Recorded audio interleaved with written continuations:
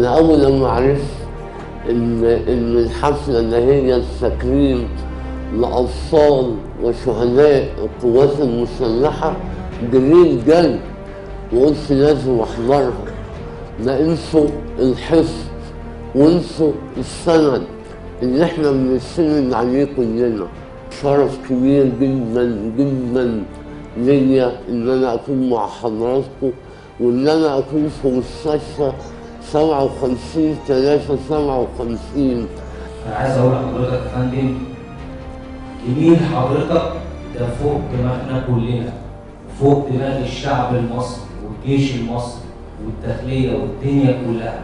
احنا فقدنا 19 واحد من الدفعه 103 حربيه.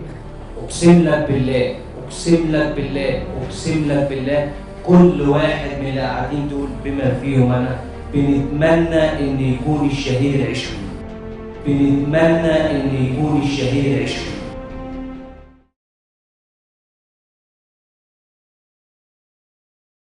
حضرتك صورتك على طول والله قدام عينينا، وان شاء الله هنوعدك وهنوعد المستشفى 57/3/57 وهنوعد الشعب المصري كله ان باذن الله هنطهر سينا وهنطهر بلادنا من الارهاب باذن الله.